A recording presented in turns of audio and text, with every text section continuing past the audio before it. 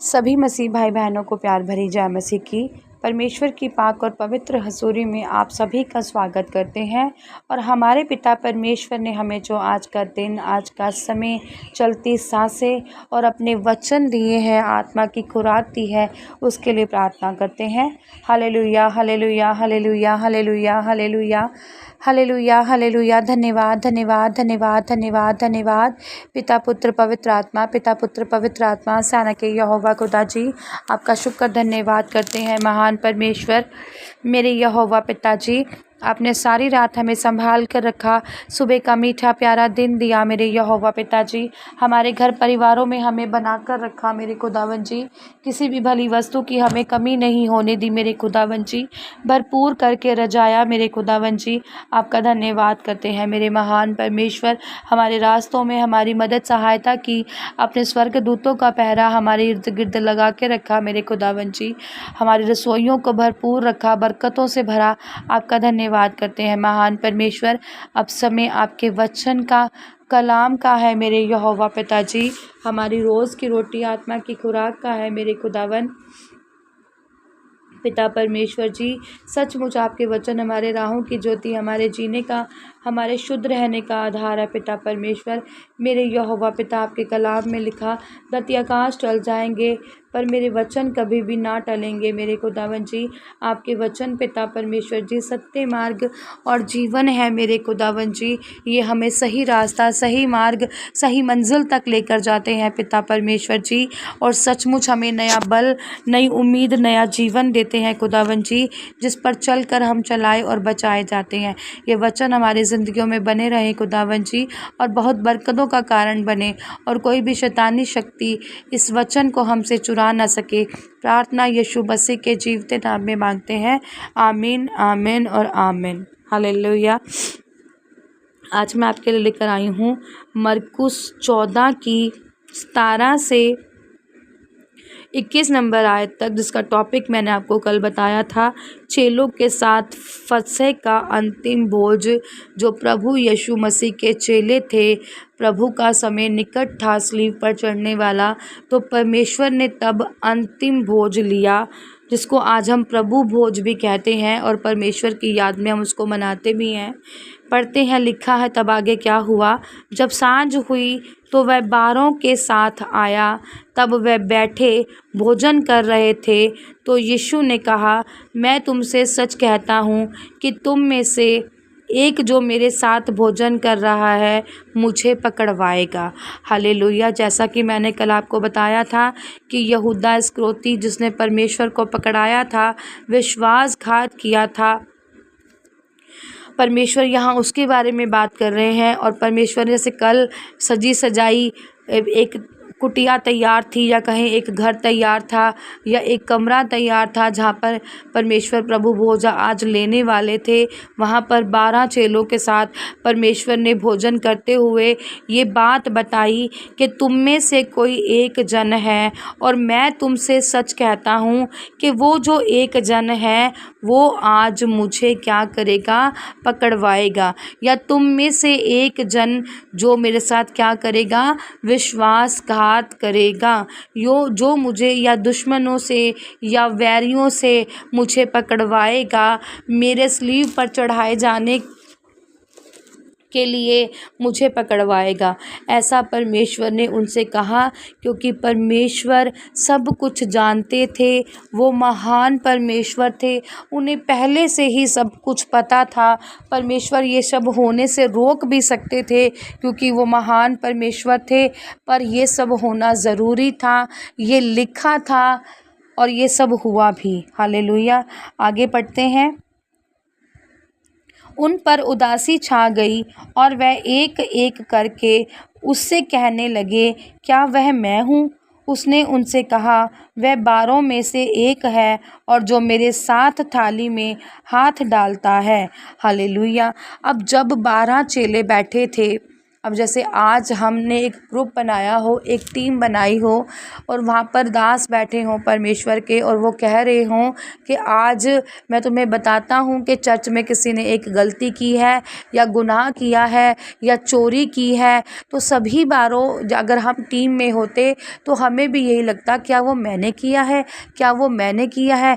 पर उसमें से एक जो था जिसको पता था कि हाँ ये मैंने किया है, ये चोरी मैंने की है, उसमें से एक जो था उसको अच्छे से पता होगा कि हाँ मैंने चोरी की है, क्योंकि जितनी भी टीम है उसमें से एक ने तो की थी, तभी दास को पता चल गया था और वो उनसे बैठे थे। इसी तरह यहाँ पर भी था कि परमेश्वर को पता था कि किसने ये कहा है। तो जब बाकी चेले पूछने लगे तब उन्होंने कहा, जब सारे डर गए और मैं करने लगे, क्या वो मैं तो नहीं, क्या वो मैं तो नहीं, तब परमेश्वर ने उन्हें कहा होगा कि डरो मत या मन में ऐसे विचार मत लेकर आओ, जो नहीं है वो तो नहीं है, जिसने नहीं किया उसने नहीं किया। पर डर किसे था? जिसने किया होगा। या डर किसको आया होगा? जिसने ये चीज़ की होगी, या जिसके मन में ये बात चल रही होगी, या जिसने उससे पैसे लिए होंगे, या जिसने वो षड्यंत्र रचा होगा, जिसकी खबर यीशु मसीह को हो गई थी। हालेलुया। उसने कहा कि जो मेरे साथ थाली में हाथ डालता है वो वही है। मतलब खुलकर परमेश्वर ने एक बात बता दी। अब क्या कहें, अब थाली में पता नहीं कितनों ने हाथ डाला होगा वहाँ पर। अब एक सामने भी परमेश्वर ने नहीं किया, अगर शायद वो सामने कर देते तो सारे 11 के 11 शायद उस समय उसे पकड़ लेते, पर ये भी परमेश्वर नहीं चाहते थे। हालेलुया। आगे लिखा है, क्योंकि मनुष्य का पुत्र तो जैसा उसके विषय में लिखा है जाता ही है, परंतु उस मनुष्य पर हाय जिसके द्वारा मनुष्य का पुत्र पकड़वाया जाता है। यदि उस मनुष्य का जन्म ही ना होता तो उसके लिए भला होता।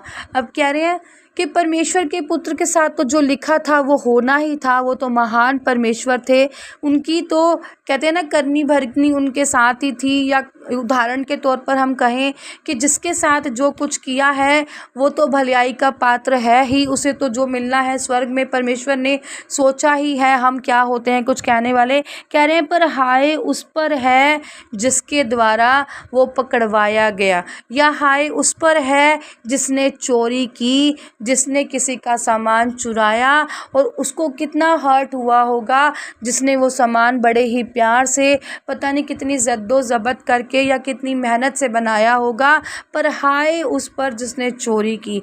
और यहाँ पर भी यही है कि हाय उस पर जिसने मनुष्य के पुत्र को पकड़वाया, घात होने के लिए, स्लीव पर चढ़ने के लिए, कोड़े खाने के लिए, मरने के लिए, उस पर क्या है? हाय है। और परमेश्वर कह रहे हैं अच्छा होता अगर वो मनुष्य जन्म ही नहीं लिया होता, ना उसने जन्म लिया होता, ना उसका मन होता, ना उसका हृदय होता, ना उसका दिमाग होता, ना उसके मन में, ना उसकी बुद्ध में ऐसी कोई हीन भावना आती कि वो इतना बड़ा गुनाह करता।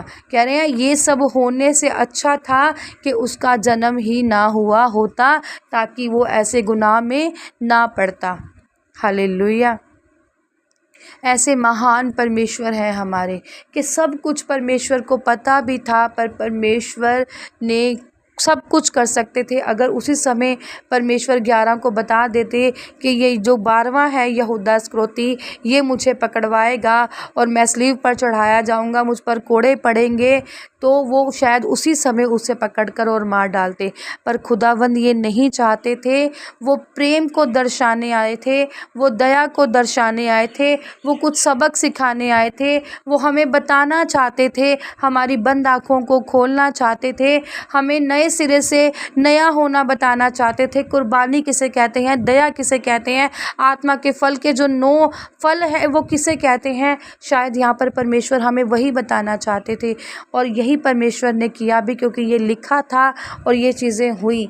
और ये सब चीज़ें जो हमें सुनाने के लिए कहा गया है या हमें पढ़ने के लिए कहा गया है, हमें समझने के लिए कहा गया है, तो ये एक सच्चाई है कि तुम इसे पढ़ो और समझो और सीखो सीखो कि जो कुछ भी हुआ वो हमें नहीं करना है, हमें किसी के सामान की चोरी नहीं करनी है, हमें किसी को घात नहीं करना है, हमें किसी को दुख नहीं पहुंचाना है, हमें किसी का बुरा नहीं करना है, क्योंकि हमारे परमेश्वर की यही प्रमुख आज्ञाएं हैं जो परमेश्वर ने हमें मानने के लिए कहा है। परमेश्वर आपको ब्लेस करें, आशीषित करें और सचमुच आपको हृदय पाक पवित्र हृदय और अच्छी बुद्धि दें, ताकि आप आत्मा के फलों को जान सकें और पिता परमेश्वर आपको बल दें, ताकत दें कि आप इन फलों पर चल सकें, क्योंकि मुश्किल है पर नामुमकिन नहीं है। अगर आप करेंगे तो हो जाएगा, मन में ठान लेंगे तो ज़रूर होगा। हालेलुया। परमेश्वर इस वचन पर आपको आशीषित करे, ब्लेस करे, प्रार्थना करते हैं। Hallelujah, hallelujah, hallelujah. धन्यवाद, धन्यवाद, धन्यवाद, धन्यवाद, धन्यवाद, धन्यवाद महान परमेश्वर, आपका शुक्र धन्यवाद करते हैं मेरे खुदावन जी। आपकी की गई भलाइयों के लिए आपका धन्यवाद करते हैं महान परमेश्वर। और आज आपसे खुदावन जी अपनी बरकतों आशीषों को आपसे मांगते हैं मेरे खुदावन जी। आज जितने भी जन पिता परमेश्वर जी, जिन्होंने भी पिता परमेश्वर मेरे खुदावन जी जिनकी रिपोर्ट्स पिता परमेश्वर मेरे यहोवा पिता जी अब नॉर्मल है पिता परमेश्वर जी, जिसमें रिपोर्ट में कोई कमी है, कोई खारिज है खुदावन जी, आज वो सब रिपोर्टें खुदावन जी नॉर्मल हो जाएं मेरे खुदावन मेरे यहोवा पिता। जो भी बड़ी बड़ी बीमारियों से जूझ रहे हैं पिता परमेश्वर मेरे खुदावन जी, जो अस्पतालों में है मेरे खुदावन जी और टेस्ट करा रहे हैं मेरे खुदावन मेरे यहोवा पिता, आज एक एक टेस्ट पिता परमेश्वर यीशु मसीह के नाम में पिता परमेश्वर जी सही आए खुदावन जी, रिपोर्ट्स नॉर्मल आए मेरे खुदावन जी। जिनकी भी पिता परमेश्वर जी डिलीवरी में कॉम्प्लिकेशंस हैं पिता परमेश्वर जी, आज वो सब डिलीवरियां नॉर्मल हो जाएं मेरे यीशु मसीह के नाम में पिता परमेश्वर जी। आज आप पे सब पर आपकी रहम हो पिता परमेश्वर जी, आपकी कृपा, आपकी दया और आपकी ही मर्जी को मांगते हैं पिता परमेश्वर जी। और सब यीशु मसीह के नाम में ब्लेस्ड हैं, इनको हम ब्लेस्ड घोषित करते हैं और ये आशीषों बरकतों को पाकर, अपनी निजात को पाकर, अपनी बीमारियों से रिपोर्टों से रिहाई पाकर यीशु मसीह के नाम में ब्लेस्ड और आज़ाद हैं। पिता परमेश्वर आपको भलाई दें, चंगाई दें, प्रार्थना यीशु मसीह के नाम में मांगते हैं। आमीन, आमीन और आमीन। आज की इस प्रार्थना सभा को सुनना आप सभी के लिए आशीष और बरकत का कारण बने। अगर आप भी सिस्टर मनप्रीत के साथ अपने परिवार की समस्याओं से संबंधित किसी भी प्रकार की बात करना या प्रार्थना करवाना चाहते हो तो इस नंबर 6280896731 पर कॉल करके या व्हाट्सएप पर मैसेज करके अपनी प्रेयर रिक्वेस्ट को लिखवा सकते हैं। प्रेयर लाइन पर कॉल करने का समय सुबह 8 बजे से शाम 8 बजे तक का है। कृपया करके सुबह 8 बजे से पहले और शाम 8 बजे के बाद कॉल ना करें। धन्यवाद। सभी को प्यार भरी जय मसीह की।